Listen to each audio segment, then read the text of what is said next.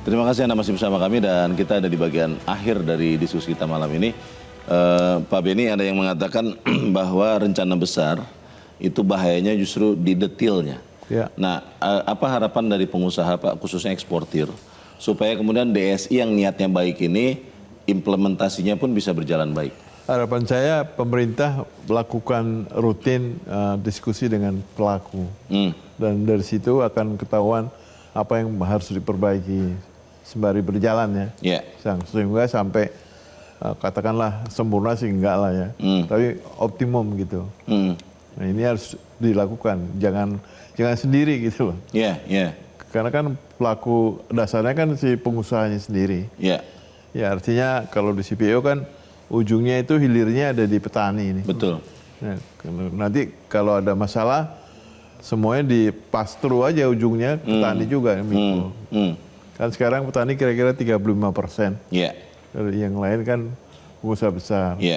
Tapi petani itu bisa jalan kalau ada pengusaha yang ngambil kan, pengumpul store ada plasmanya ya, ada intinya. Iya, mengumpul store ke PKS. PKS baru store lagi nanti. Betul. Kalau kemudian optimisme pengusaha Pak melihat DSI ini, apakah akan seperti misalnya contoh Tiongkok yang katanya berhasil menerapkan skema seperti ini atau seperti apa? Saya kira kalau ini perintah pimpinan negara ya kita harus ikut ya. Karena nggak mungkin kita nggak ikut kalau kita mau jalan terus ya. Nah tinggal sembari itu tadi harus ada time to time itu kita harus perbaiki yang mana masih kita butuhkan atau yang sudah tidak kita butuhkan di streamline. Yang penting mengusahakan kepastian. Nah kepastian ini yang diharapkan. Kepastian dan konsistensi.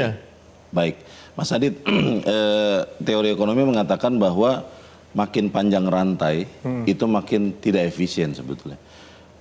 Ada yang mengatakan DSI kalau tidak ramping, tidak bergerak cepat, ini bisa jadi membuat produk-produk Indonesia jadi less kompetitif. Sawit kita punya Malaysia sebagai pesaing, batu bara kita punya Australia sebagai pesaing, ferroalloy macam-macam. Bagaimana memastikan DSI ini akan bergerak dengan efisien dan efektif?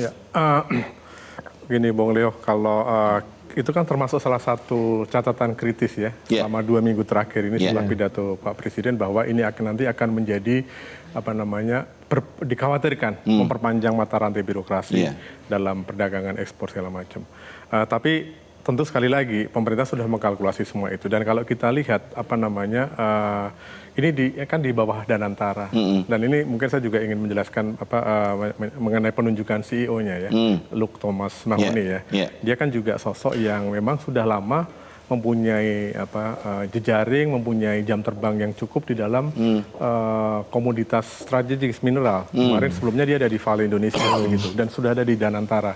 Artinya mata rantai perdagangan yang tadi disampaikan Bung Leo tadi itu sudah kita yakin bahwa itu sudah ada di dalam skema di DSI ini sendiri dengan figur atau latar belakang CEO yang seorang praktisi di bidang mineral juga, mineral kritis dan kemudian sekarang diserai tanggung jawab untuk memimpin DSI.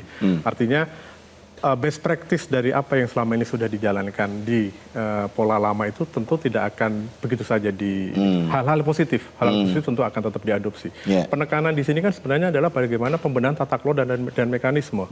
Dan tadi kalau menyambung dari Pak Beni, ini kan persoalannya bukan pemerintah seolah-olah dipersepsikan menyalahkan masa lalu, menyalahkan siapa yang harus ada pihak yang diserahkan. Ini kan semangatnya adalah membangun dan membenahi tata kelola dan mekanisme. Dan kalau semangatnya mencari kesalahan, tentu peran swasta akan diambil alih. Tapi pemerintah di sini tidak. Pemerintah tetap melihat swasta pengusaha itu sebagai mitra, tetap memberikan kesempatan untuk menjalankan usahanya.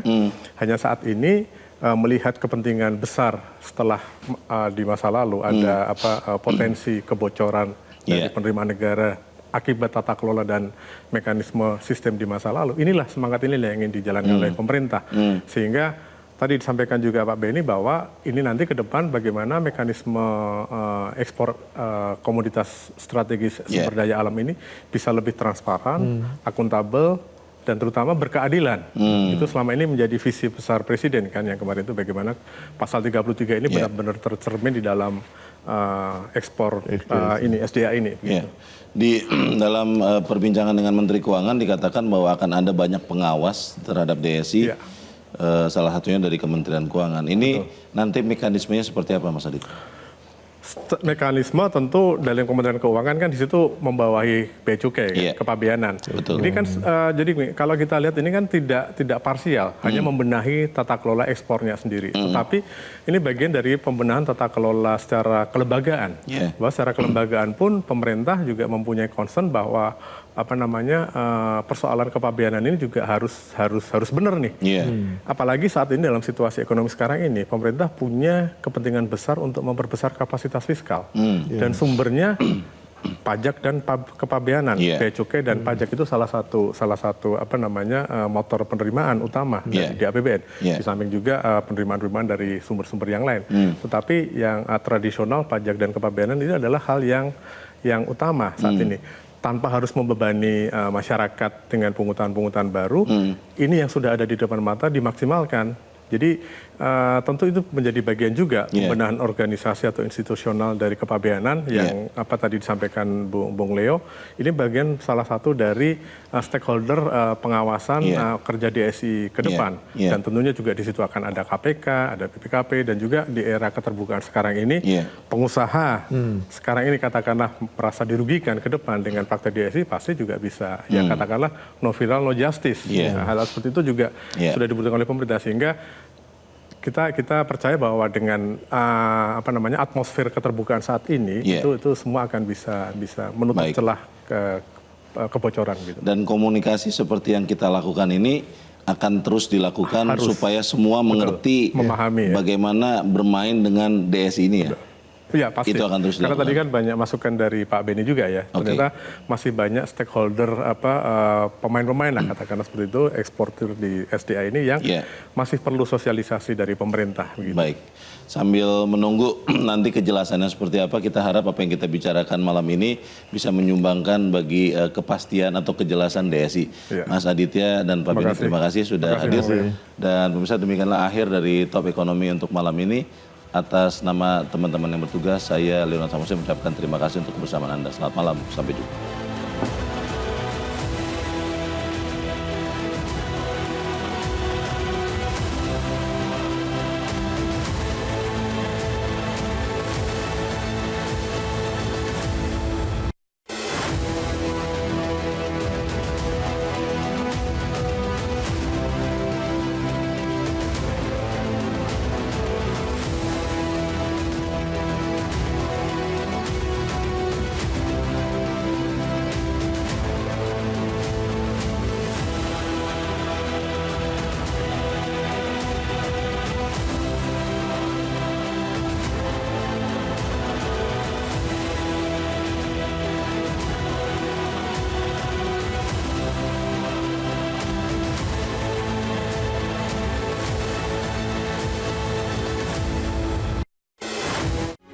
Metro TV. Jelajahi cara baru mendapatkan informasi. Download Metro TV Extend sekarang.